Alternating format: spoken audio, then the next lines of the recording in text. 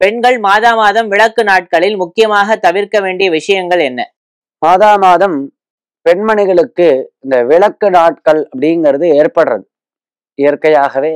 அது பெண்களுக்கு ஏற்படக்கூடிய ஒரு விஷயமாக இருக்கு. நமது சாஸ்திரம், சனாதன தர்மம் பெண்களை மிகவும் உயர்ந்த நிலையில் வைத்து பார்க்கிறது. பெண்களுக்கு மிகவும் கௌரவத்தை கொடுக்கிறது, மதிப்பை கொடுக்கிறது, மரியாதையை கொடுக்கிறது நமது சாஸ்திரங்கள், சனாதன தர்மம், வைதிகமான இந்த தர்மம்.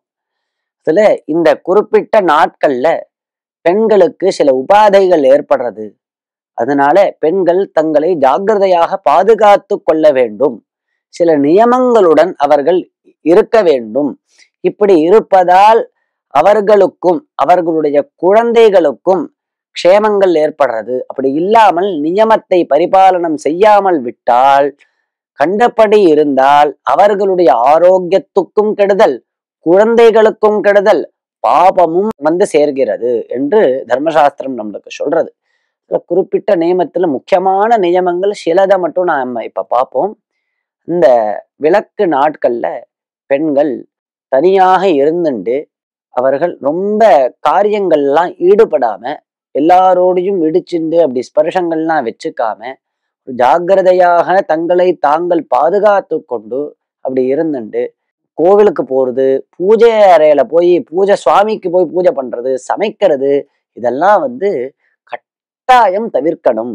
இந்த விளக்கு நாட்கள்ல அவர்கள் தங்களை தாங்களே பாதுகாத்து கொண்டு சில நியமங்களோட இருந்து தங்களுடைய சுத்தியை அவர்கள் ஏற்படுத்தி கொள்கிறார்கள் இந்த சமயத்துல. அப்படிங்கிறதுனால இந்த சமயத்துல இந்த கட்டுப்பாட்டெல்லாம் கண்டிப்பாக ஆச்சரிக்கணும். இன்னும் தர்மசாஸ்திரத்துக்குள்ள போய் பார்த்தா அது ரொம்ப விஸ்தாரமாக இதனுடைய விளக்கங்கள்லாம் சொல்றது. ஏன் இப்படி கட்டுப்பாடோடு இருக்கணும், இதனால என்ன நன்மை ஏற்படுறது அப்படிங்கிறதெல்லாம் ரொம்ப விஸ்தாரமாக வேதங்கள் பேசுறது.